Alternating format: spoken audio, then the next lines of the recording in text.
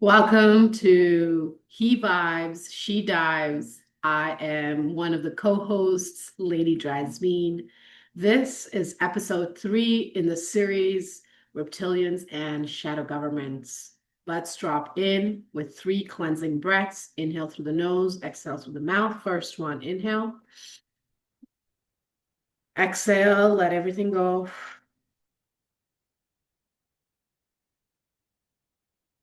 Second, inhale through the nose.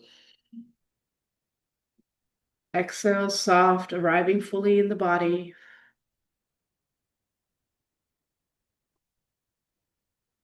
Third one, through the nose. Exhale, arriving fully here in the moment. Welcome. So,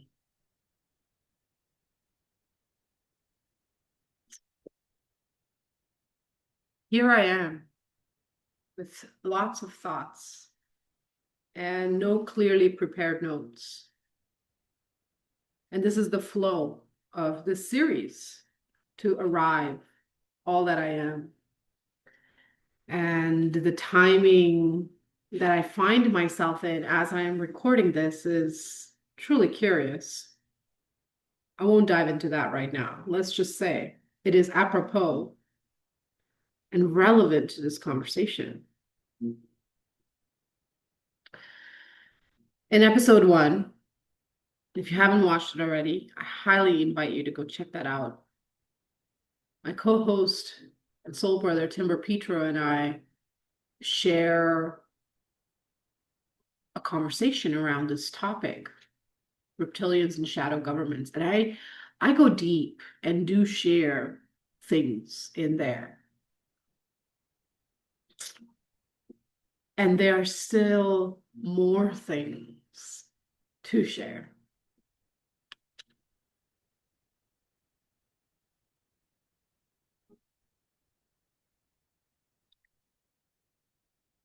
Where to begin?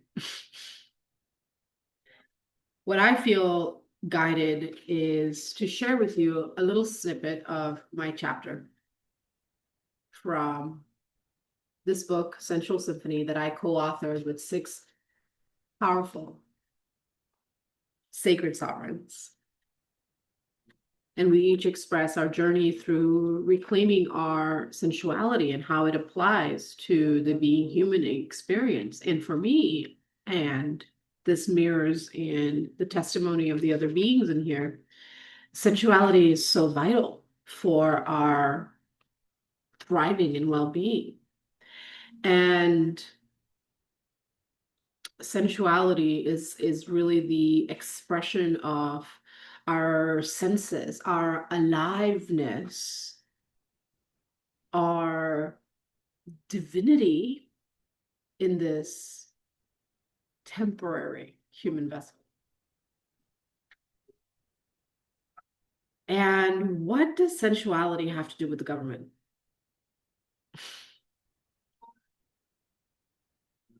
Well, let's go a little deeper than the government, and let's look at the reptilians. Or rather, what and how do these connect? Well, episode 1 goes into that.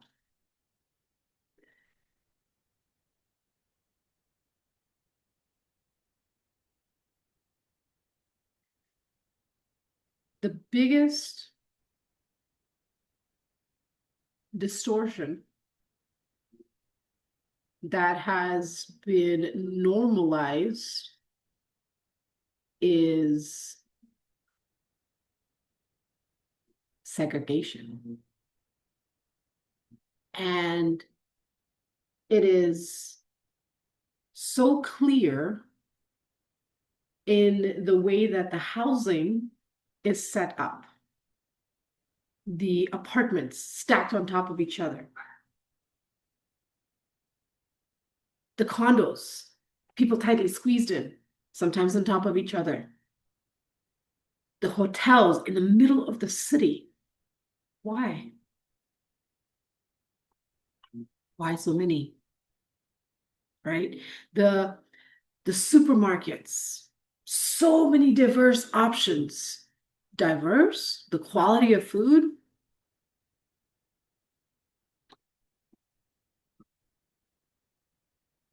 And yet this has become the normal way of being, where you turn 18 and you move out and you get your own apartment and then you have a little family and then your children, and then it just like you're segregating and separating each other. We're separating ourselves from community that we need to sustain us and support us. And I'm currently staying in a townhouse. I'm moving out of here at the end of this month.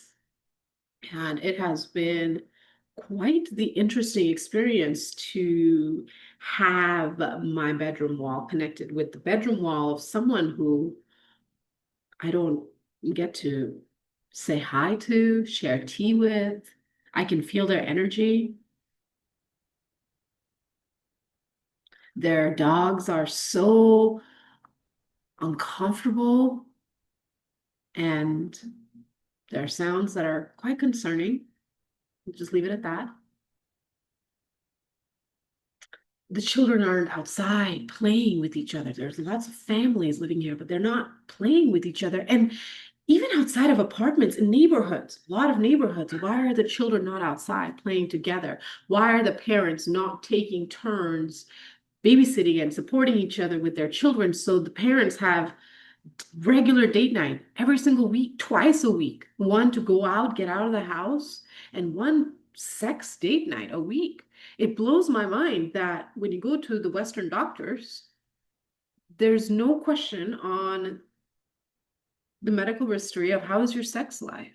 They talk about how many sexual partners you've had and are you currently sexually active, but they don't go deeper into that. And that is so important. So the government is an altar to stability that has created or been created to perpetuate this distortion that we have to be in our own little uncomfortable little boxes to get what our basic needs met, to have the safety of housing,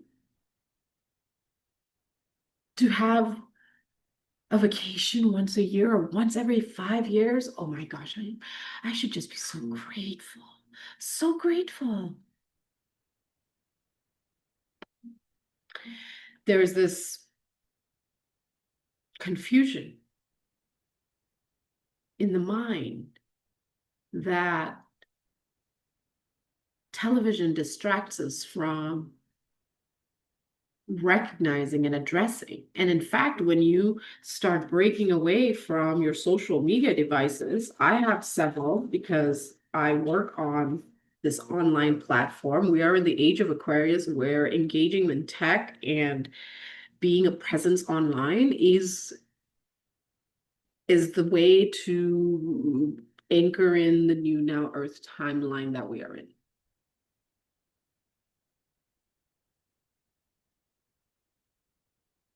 So there's this isolation and separation that's happening.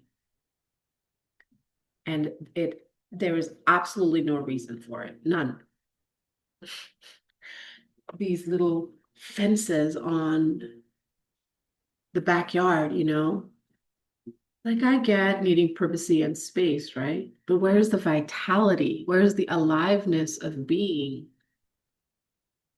There's a rote memorization that has happened. There is a dilution of critical thinking. And this is one of the reptilian programs. Like this is all, a lot of this is reptilian design that was seeded hundreds and thousands of years ago and has slowly solidified into a collective entity that feeds upon despair, that feeds upon stress, that feeds upon anxiety, that feeds upon, I just have to make it through the next 30 days and pay my rent, and then that guarantees me another 30 days of life. It disgusts me that most of the population is spending, for example, here in Phoenix, Arizona, $1,400. Utility is not included, okay? For a one-bedroom space where shit's broken and management will not fix it. That's the tenant's responsibility. The fridge literally freezes my food and it doesn't work properly. One of the reasons I'm leaving before the end of the month, very soon. So there's this normalized behavior that I set that intention before stepping into a space, an online recording space, and especially this video. I set this intention of, may my voice shift, break through some of this illusion and confusion that so many are saturated in. May my presence and my words come through in a way that allows you to start questioning the reality that you perceive is a normal way of being. Because let me tell you something, for most of y'all, it is not. I'm in the concrete jungle right now. There are spirits walking out there. I am a powerful being. And I will not go on a walk at night in this neighborhood because of the entities of control that are here and the way they can just hijack a body and act out. Body hijacking is a real thing, people. And the more you just give blind obedience, blind allegiance to something outside of you, are you really living?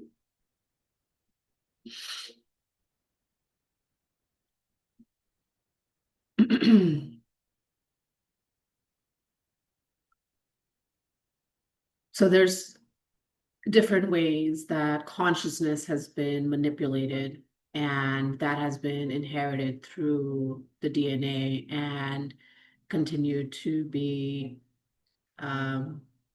cultivated through farmed food, farmed animals, through breaking away the community and creating segregation and isolation in pockets, normalizing borders when the land belongs to no one. Literally, life decides when you're complete, and then you go back to the dirt.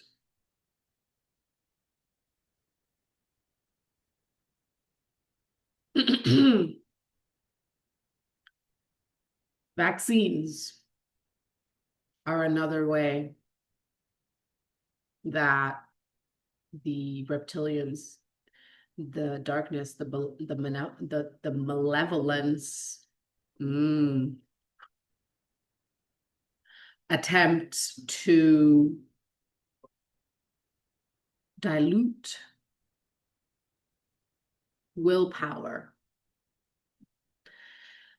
Ultimately, it is your choices that say, I am sovereign and I take responsibility for my power and what I create, or I don't. There's no try. Yoda said it best. There is no try, there is only do. I'm thirsty, I'm picking up the water. I want to turn down the volume, I pick up the remote. I don't try, okay? Like babies are literally trying because they're learning, and they're not even trying. Like they're really like striving. They're making attempts, right? Like, I want it, I got it. I want it, I got it. I want it, I got it. I want it, I look at it. I want it, I feel it. I want it, I see it. And a few years ago, the whole COVID pandemic happened and this vaccine was released. I refused. I saw the program for what it was. I felt it coming. I had visions, dreams years before it happened. And this is one of my gifts. And I talk about my clair gifts in this book. And so I saw it for what it was. And I said, no, thank you. And then my brother passed away. He was swept under the cleansing wave and his soul chose to exit. Instead of going through his Saturn return, he exited the human experience. That was his choice. That was his soul contract. And ironically, that liberated my tongue to speak truth into why I am so confident, shall we say, in my knowing, in my understanding of how this bullshit plays out to a degree, right? This is based on, there's a lot that is based on my understanding, yet most of this is really intuitive, really the archangels, council of the utmost high, granting me permission to tap into the Akashic records to confirm. So then the question comes in of, okay, Lady Drasmin, if this is the truth, and of course, truth is singular, its versions and interpretations are many. This is my truth that will resonate with many of you.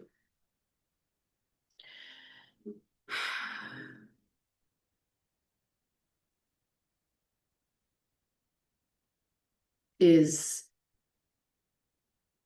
so much of what is happening isn't actually happening, but we have literal boxes, squares. We're living in squares. Squares are not a natural geometry of nature. Nature moves in odds, 0, the void, and replicates 1. And we are living in number 4s. We are limiting our expression. So there's this invitation for you to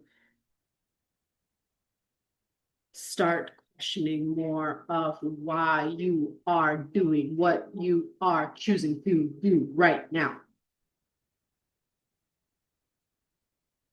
I'm going to share with you some pieces of my testimony. This is how they have remained strong until now. Because my brother's passing allowed me to speak truth of what I experienced as a child through the name of power, through the name of money, through the name of protection, right? Through the name of God, Jesus. What I went through as a child for almost a decade, I go into details in my chapter, and it's relevant. And now I start tying that back into sensuality, right? Because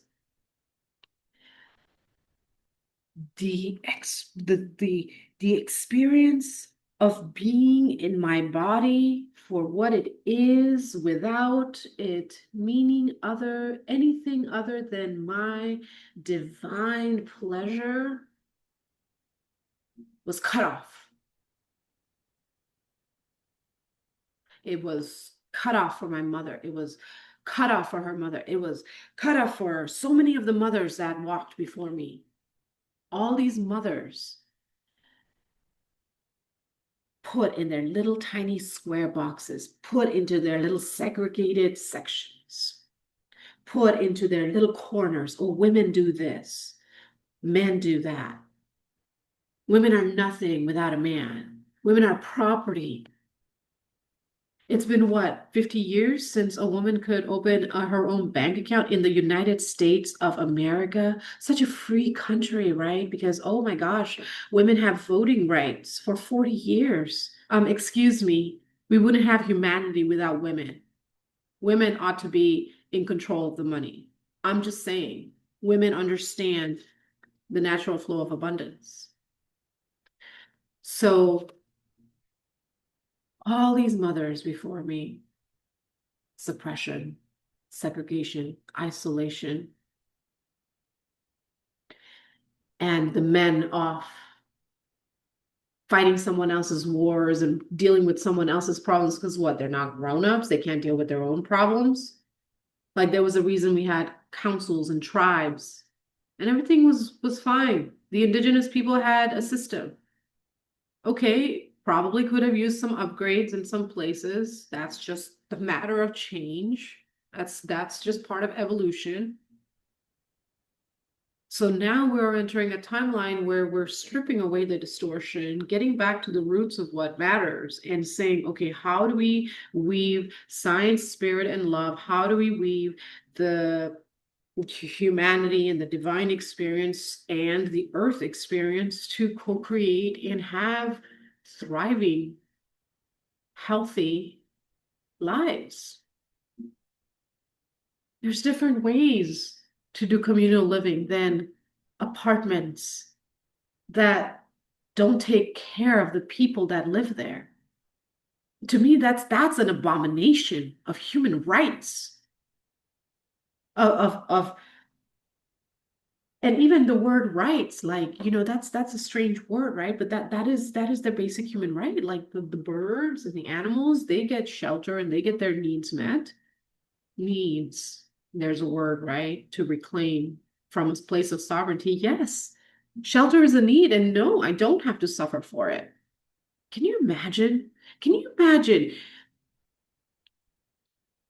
Make this video go viral, okay? And like everyone just take a day collectively together to turn off all your alarms. And you know what? Let's do it for 7 days. Why the fuck not? And just slow down.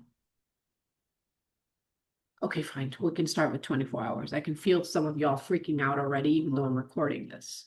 Okay, 24 hours where we just turn off the alarms and we don't force ourselves to function. You know what's going to happen? Most of you are going to realize how fucking exhausted and burnt out and unhappy you are. That's what the COVID pandemic did. It made people realize how burnt out and exhausted and tired they are.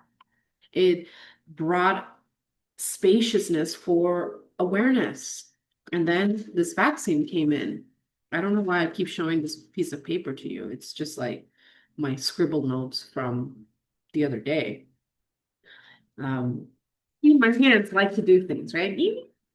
Okay, so these vaccines, yes, some of them super helpful, important. Super grateful that we got that polio vaccine. That shit is real, okay? When I moved to the United States of America over 20 years ago, there were 7 vaccines that were needed. There were vaccines, most of them I'd had as a child, a couple of them, like 2 of them needed to be renewed. Totally normal. I love Western science. My background, for those of you who don't know, is pre-med. I wanted to be a neurosurgeon. I am a doula, birth and death doula. I've delivered like close to a dozen babies, but I haven't delivered babies in about a decade. I can, and I know how. Anyways, I digress. There's like this interweaving of intuition and science, right? The vaccines, they have a place, right? But the degree now, I think the last I checked, there were like 22 or 23 vaccines that a child needed to be registered into a high school. What the fuck for? Just eat food that is grown in living soil. Collaborate with your neighbors, more community gardens. I cried tears of joy when I moved to Arizona and I discovered that there is a composting service. Yes, it is a private subscription-based service. It's not normalized because why should we care about Mother Earth and not just throw our food in the trash? Oh, because it's so readily available at the grocery store. We just go pay 99 cents and eat this garbage and we're hungry 10 minutes later. And then we're complaining why we're fat and tired and depressed and sickly. Hello, it's the food you're eating. Put the fucking Doritos down. No, you do not need soda. Yes, it will be difficult to get off the junk food because you have become addicted to it because they design food to make you addicted to it. Fast food, chain restaurants. It's all encoded in the same way. So it doesn't matter where you eat, it's food. Vaccines are a way that they dilute your DNA. They start stripping down the maternal RNA. That's what the COVID vaccine was for. And I learned that because I was guided to receive the vaccines after my brother passed, and I was looking to go to India to take care of his home and his will, which, okay. I was like, I prayed, I fasted for 7 days, and I said, is this truly divine guidance? Or is this fucking distortion? I was scared, not gonna lie. It cleared the fear. You never want to enter into holy work from a place of anything other than absolute confidence. This is your task, this is what you're doing, like a surgeon. So all my pre-med background and all that study for neuroscience and to be a surgeon actually has worked in my favor in the energetic surgery that I do for other humans and for Earth consciousness. So funny how everything comes full circle, right? So after I fasted for 7 days and I realized, okay, this is what I'm gonna do. I said, okay, vaccine 1, it's gonna be Archangel Metatron administering. I'm gonna receive the downloads from the utmost high. And vaccine number 2 is gonna be Mother Mary Magdalena. This was my second year of sitting with Ascended Master Mother Mary Magdalene. And I asked her to step in and be the channel. And so when I went to get the vaccine in the school auditorium, like, why is this shit not happening in a medical center? Okay, why is it happening in a school? Start asking questions, people. It was a really intense experience. I spent 18 months alchemizing that toxin through my body, learning about it, getting to know that entity, and then removing that entity from within me. And this is soul mastery work that I currently do with my clients. When I remove entities from them, it's why I can see them, because I intentionally go in and engage with them and develop a relationship with them so that then I can work creating a Trojan horse, making myself a Trojan horse of sorts.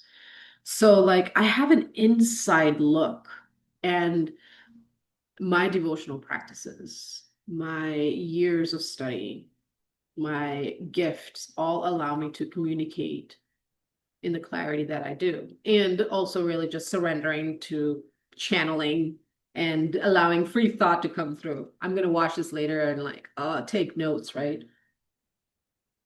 Anyways, I'm growing in my speaking abilities, and these are topics, right, that are just like, whew, whew. And I couldn't talk about what I experienced as a child because there was threat to my brother's life, right? That's how they controlled me into silence.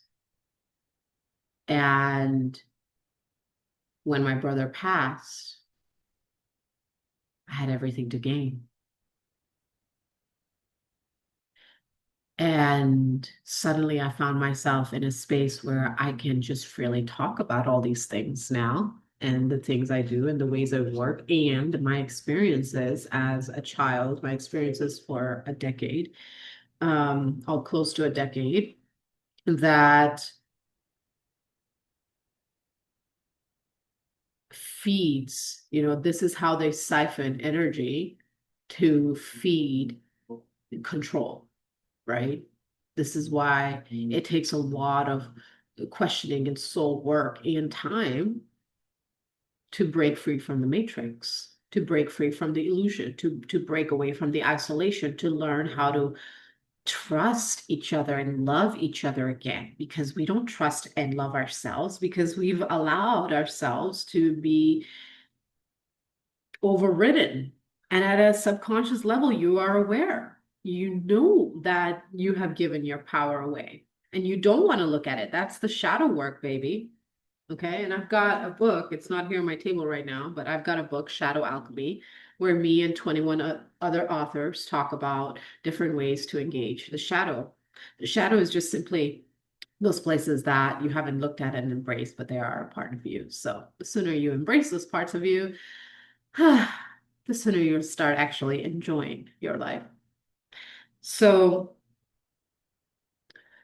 this isolation from each other, this separation from our bodies, is how these reptilians work through the government and through people in your immediate circle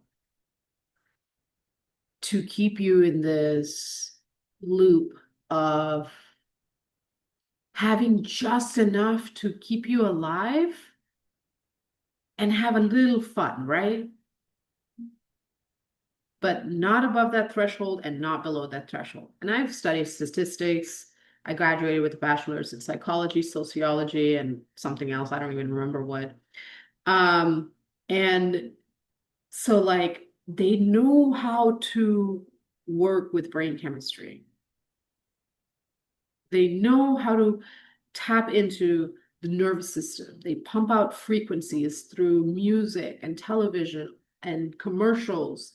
They encode those advertisements and big billboards down the freeway with code that I can see that draws your attention. It triggers the addiction in your genetics.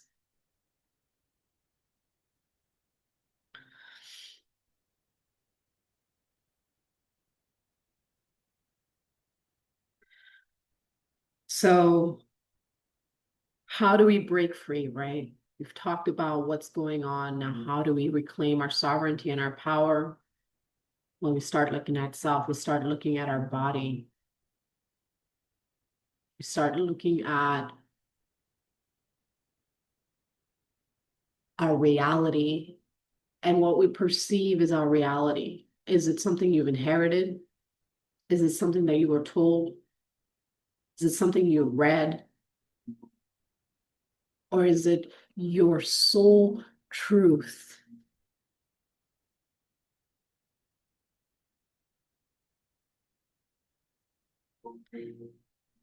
And then you start developing relationship with the body. And so that was my path, right? I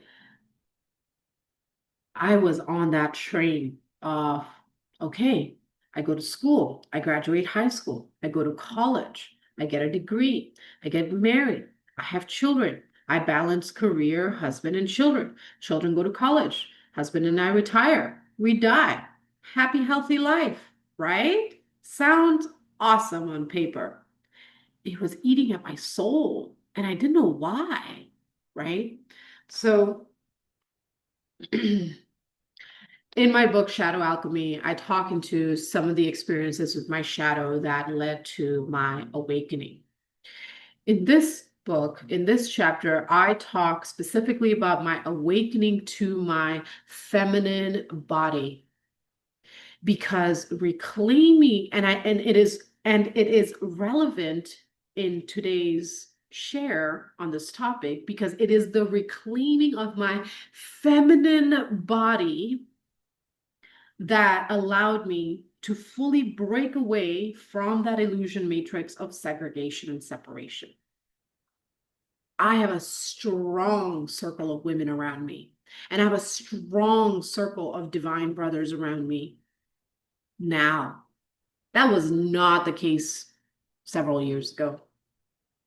I was the tough, independent woman. I got this.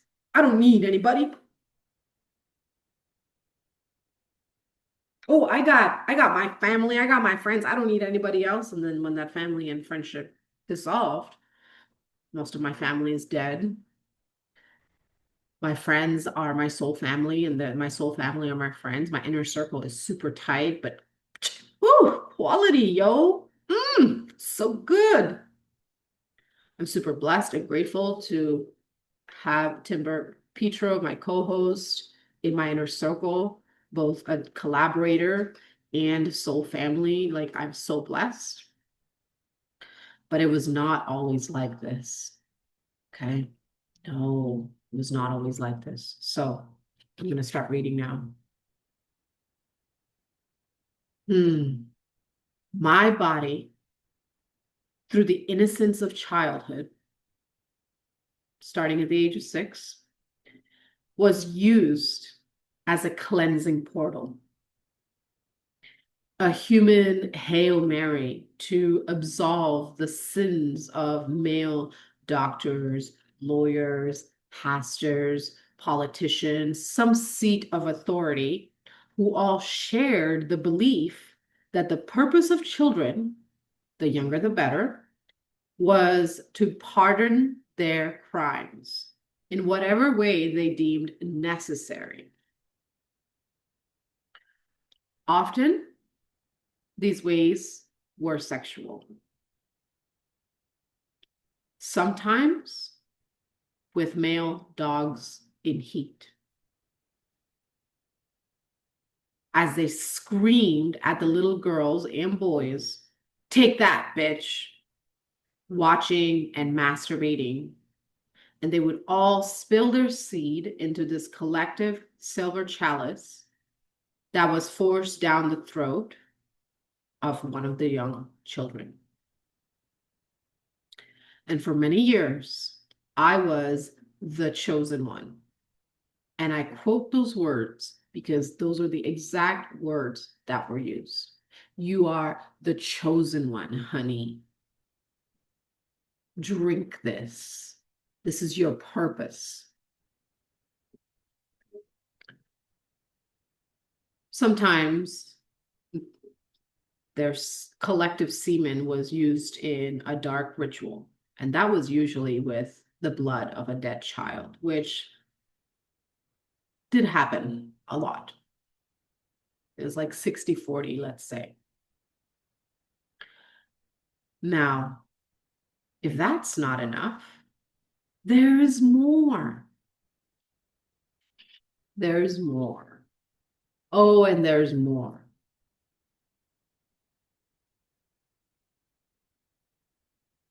So they would force down this cup down a child's mouth. And if the child spat any of it out or didn't clean themselves up and make sure their lips were nice and clean and kissable,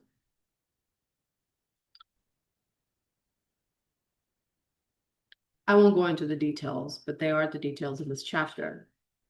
Let's just say that the child was made an example of distorted power. Okay? Still, this didn't stop some of the children from fighting back. When the body is violated to a certain point, and when that body is so young, perhaps these children did not believe they had anything left. And so death was preferred over living with the trauma. Some others, I genuinely believed, could not take in the sometimes overflowing chalice. Gag reflex kicking in. For fuck's sake, some of these children were 3. Either way, no mercy was ever shown. So lots of details in here. For me, I chose to live for my little brother because I was raising him as a son. Like I remember I was 6. My mother comes home from the hospital. She puts this little boy in my arms and she's like, here's the brother you prayed for. You can take care of him now. And then she went to sleep. And at that time we had servants and we had help. So it was lovely. But yeah, I became a mom at the age of 6 to my little brother. I raised him. And so I lived. I drank that cup down. Oh, I lost count. And the memory of his eyes, his sweet little innocent eyes, his voice allowed me to develop this stone face. So maybe my stubborn resilience, made me a favorite of theirs because I was the oldest. I kept being dragged back into the room until close to my 15th birthday. And um, most of the children, everyone else, I ought to say, was under the age of 11. So I was there past my prime years.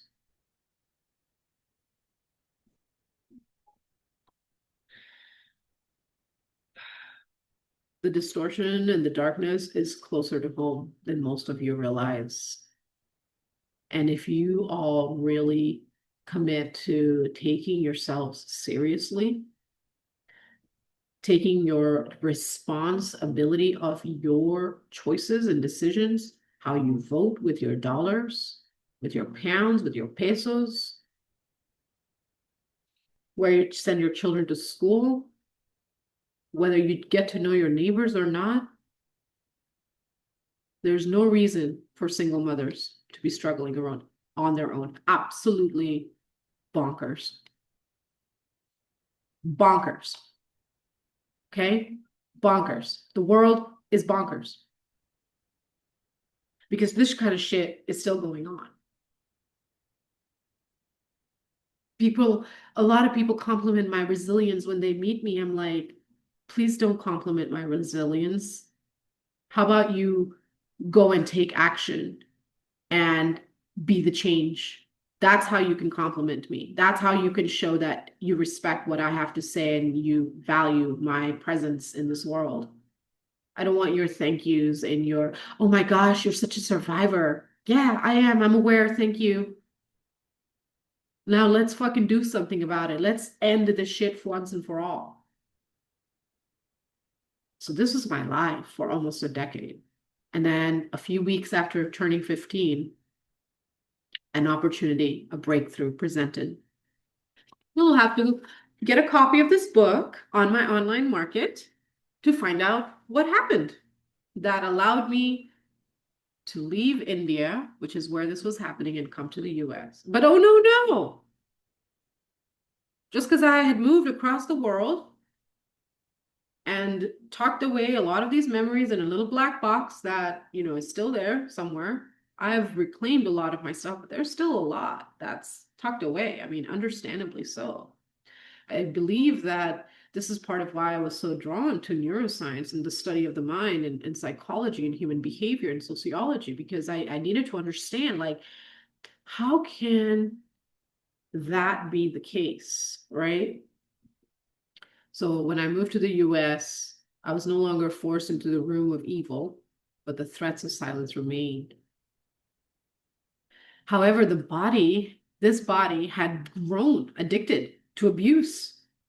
And so adolescence, was filled with external violence, self-inflicted harm, drugs, alcohol, meaningless sex, like it just was there. And then a heroin overdose and a forced abortion shocked me back into human reality around the age of 17. And I remembered, like, holy shit, I still have my brother to like fucking bring home to me. Okay. What the fuck are you doing? Like, get your head out of your ass. Okay. So I got smart. The self-harm continued. I got smart, right? I go into all of that here. And then fast forward to 14 years where I have the awakening of my feminine body.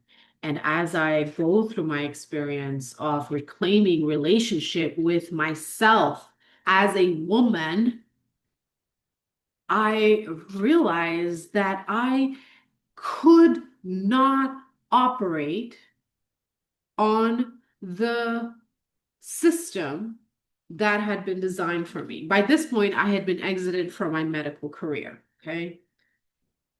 Almost what was the year 28? Yeah, so it'll be, yeah, it's only been 8 7 8 years since I've been out of the medical industry. See the word industry there? Okay. Like, what are we? Fucking machine parts? We're not an industry. We're a consciousness in a vessel that's got its stuff going on, and we're not all white males between the ages of 25 and 47, which is what a lot of medication and um, uh, diagnoses are based on. They're based on research done on a majority of the population being white males between the ages of 23 and 47. Like, even the medicine out here is not actually designed for you. It's designed for a computer simulated number that has no connection with the fact that you are a living consciousness in a body. You are not the body, you are a living consciousness in a body. You are alive in your body. And all these programs and conditions and systems and medical things and all these outside voices telling you who to be, what to drink, when to take it. Okay, yeah, just because you're a doctor doesn't mean you know my body, because hello, this is my body. And especially as women, reclaiming our bodies is the greatest act of reclaiming and restoring the balance of power. Because it's not about because it's about aligning with our own meaning of power, and then power to co-create with one another, because we are all powerful beings in our own rights.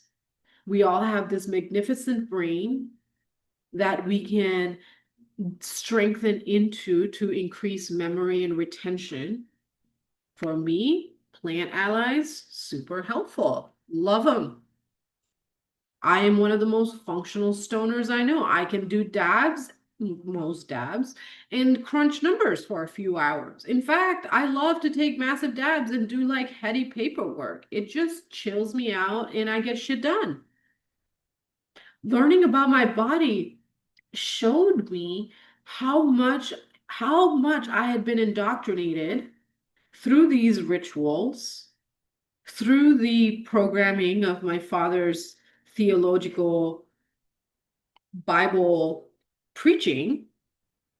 And I want to say something about my father that I've never shared in public before. And in fact, this just finally came through me a few weeks ago with soul brother Timber Petro. We were having a late night conversation.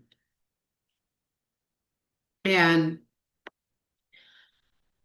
like, we had just gone for a walk and dogs were going off, and he was like curious about the response because he spent a lot of time with me and has noticed how my body responds to the dogs and how dogs respond to where I am. And hello, because of what I experienced, can you blame a body?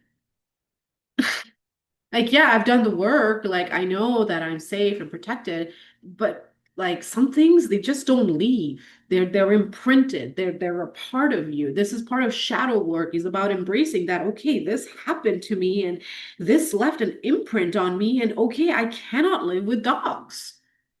How, no matter how adorable and cute and fluffy they are. Like, I will pet you on a good day and you live way over there, the fuck away from my little child that doesn't know the difference. It's not personal. It's self-preservation.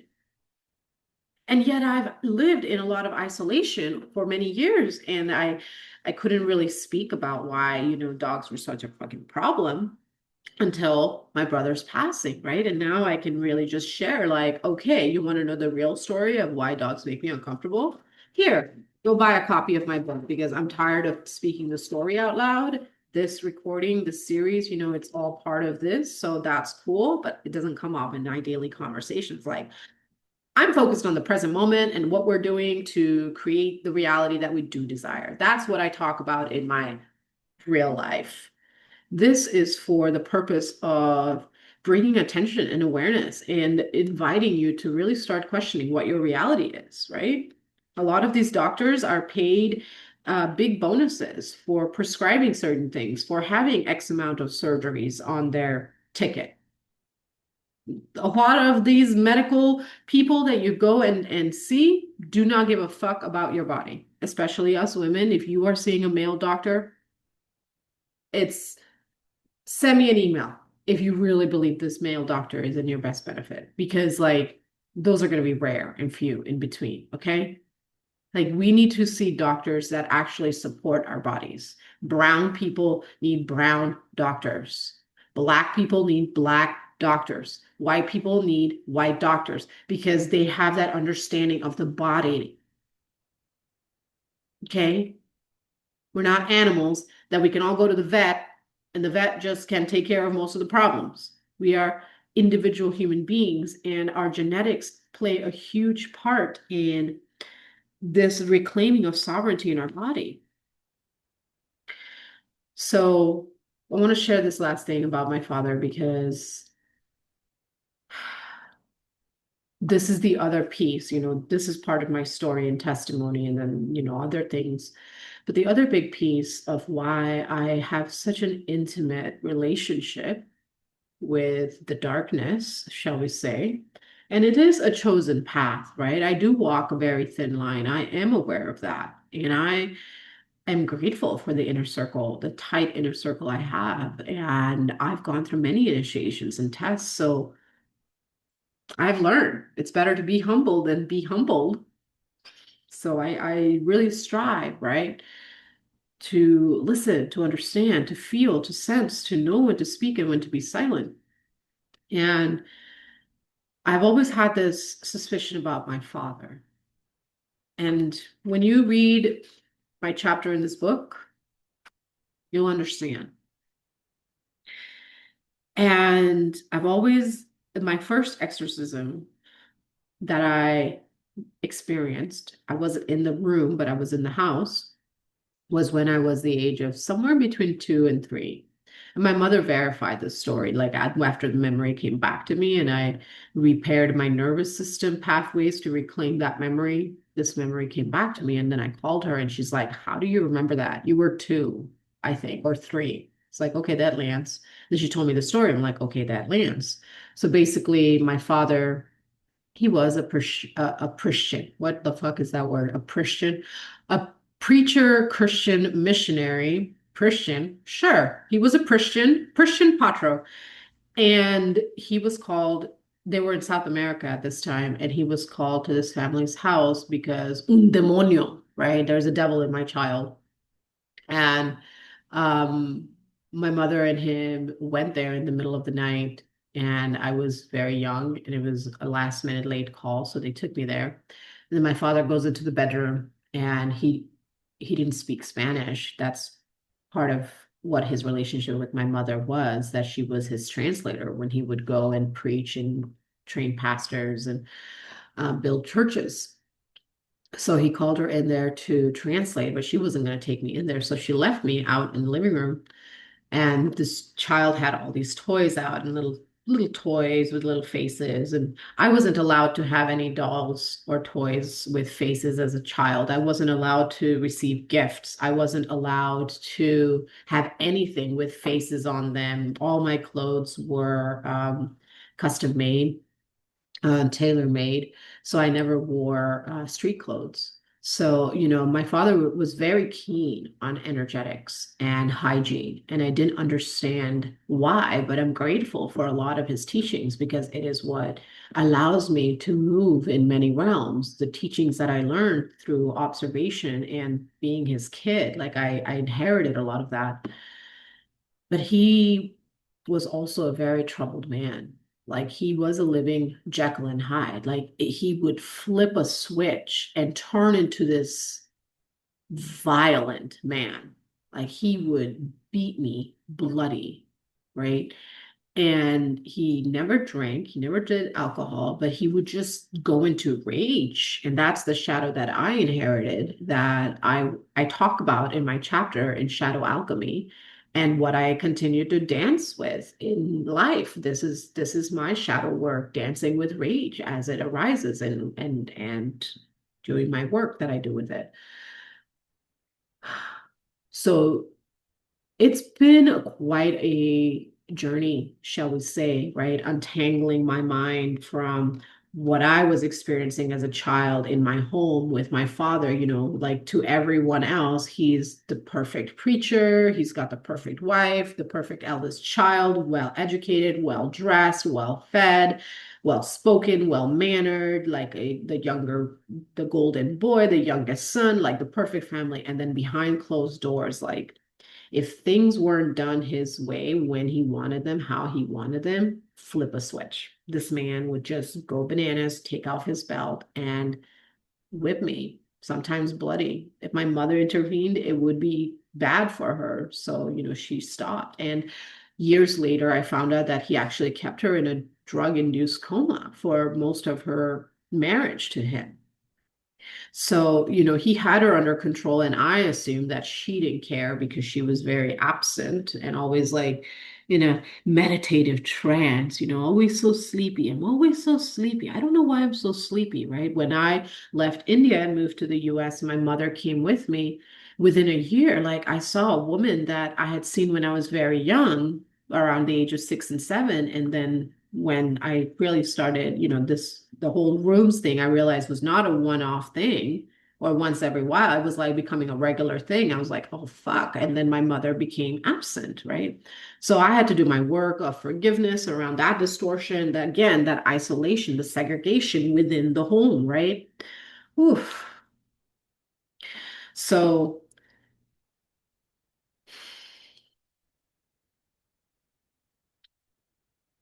I've always been able to really see spirits, demons, entities, legions. I had an experience at the age of 11 where that got stunted, and it's been a practice to reclaim that trust within myself, right?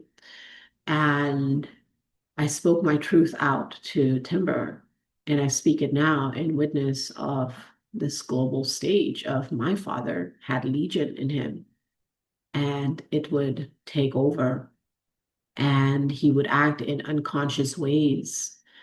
And so when I was born into his bloodline, there were a few years in my early 20s where I would see entities acting out through me, and I didn't understand what was happening.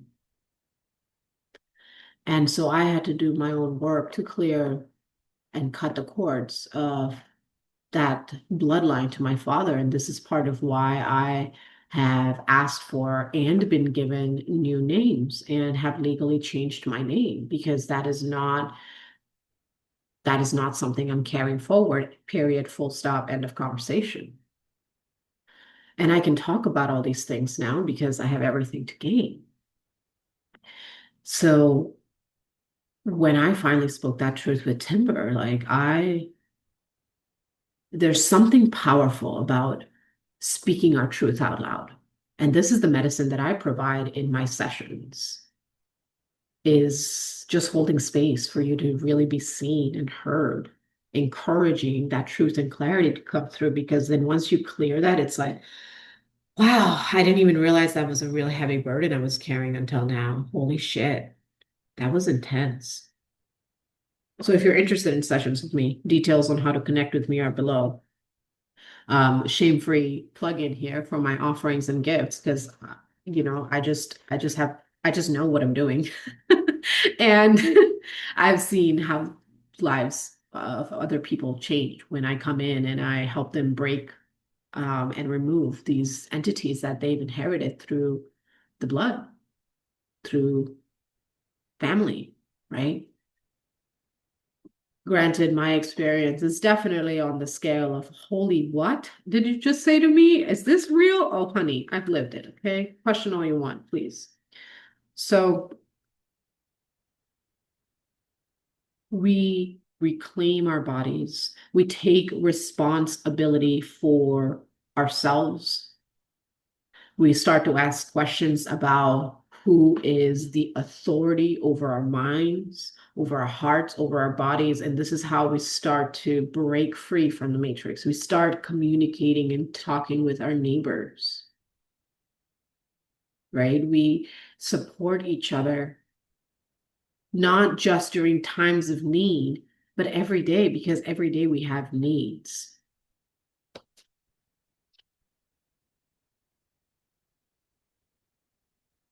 The biggest sign that there is a presence of darkness or an entity in your area is the presence of confusion. Because confusion distracts from the largest joy possible. When you are confused, when you're not clear, when you're hemming and hawing, when you're like, I don't know, maybe I'll think about it. I'm scared. I don't know. When you really want to, or you don't, you already know. Okay. There's this fabulous book I've talked about in some podcasts and talks in the past, but I'll share it here because it's relevant. There's a book called Blink by Malcolm Gladwell, and he goes into the science of trusting our intuition. And that book was a breakthrough book for me because I was very science minded. Okay. Here I am talking about some woo-woo stuff, quote unquote, that, people with the gift can see and can attest to. And we all see different things and we're putting the pieces together. And the reason a lot of us are seeing pieces instead of wholes is because the consciousness is fractured because of the way that systems are set up to create this enoughness that keeps people alive, but not alive. So claim your aliveness.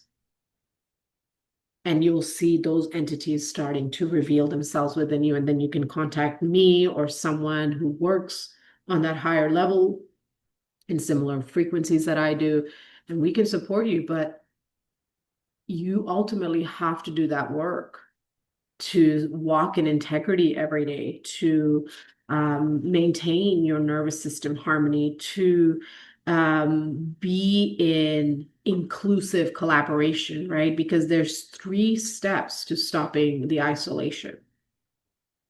Number 1, sovereignty. Sovereign body, my choices. These are my children who are also sovereign and have choices. And to a degree, I am their parent and I am responsible for the choices I make to provide them their best chance of life because life is life. Okay? Life decides when life is done with itself, period. So once you reclaim your sovereignty, then you start including your children, your parents, like we don't need to be putting our elders into community homes. They're meant to be around the campfire, sharing their wisdom with the children. I would love to have a grandmother in my life that I can go and have tea with every week and have dinner with. Like, hey, Nana, are there any like really beautiful elder spiritual grandmothers that would love to adopt me? I would love to come to your dinners because I don't have community that I can go and have family dinners with. I don't even have someone to put on my emergency contact list. Like I ask my friends that I share town with, like, hey, can I put you on my emergency list? And they're like, of course, you don't even have to ask, which I'm grateful for. But I don't have like one contact person, a blood related person to have as my emergency contact. That's some fucked up shit. And some people don't even have a person that they can trust and rely on. I've had perfect strangers ask me, hey, can I use you as a reference so I can, get this job at a gas station? I'm like, oh, honey, of course. We all deserve to have our basic needs met, and connection is a basic human need. Okay? Period. We need to feel touch. And that was something that I had to heal and repair, because can you imagine anyone anyone wanting to be touched after going through all of this? Hell no. I faked it. Okay? Sorry to all my exes, really. I'm really sorry, okay? But I faked it. I was numbed, I was drugged, I was on alcohol or pills or something, quick fix. Oh, 5 minutes? Wow. You're an expert. You made him come in 5 minutes. No, we're not in touch with our bodies. The nervous system is deadened and mutant, and you don't need to have 5 glasses of wine or even a sip of, whatever to loosen up your inhibitions. No, no, no, no, no, no, no, no, you don't. That's part of the addiction.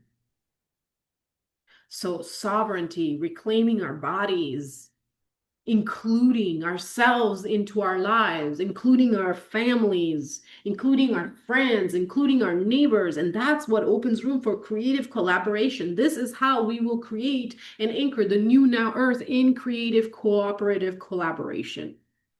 This is the way that it has always been. Yet because their power has been fed by the innocence of children, myself included, and several others who are buried in the sweet arms of Mother Earth, many of them I buried, some things don't leave. Once unseen can't be unseen. So my tolerance for I can't, when you really can and you're choosing not to, is actually zero. Because this is not the way. And yet so many are participating. And that's your choice. You are choosing to participate in the destruction of our earth, of our humanity, of our dignity. So I am so grateful if you're still here listening to this. Thank you for sticking through this whole podcast share with me and listening to what I have to say, listening to my heart, listening to my invitations. Reclaim your body, question your reality, and make choices that truly support your optimal well-being, because that wisdom is coming from within you. If you really feel stuck, get naked and hang out with a tree. There's something about that's very liberating when you remove your clothes and go into a forest, remove your clothes and sit in front of a tree and just lay there in the embrace of Mother Earth. If you all had told me 10 years ago that I would be on a YouTube platform telling millions of people to go and get naked in the forest and lay on a tree, I would have laughed my ass off at you. I'd be like, ha ha ha, ha, you need to take some meds. Because I was there. I understand. I have so much love and compassion for all of us. And I also have no tolerance for willful ignorance. Now you have the information. Are you going to slow down and reclaim your sovereignty and create the life that we deserve and desire? The only answer is yes, right? We have everything to gain, beloved one. We have everything to gain. Thank you so much for being here. Thank you for tuning in. I am Lady Drasmin. Until we meet again, take care of your beautiful, sacred, sovereign selves.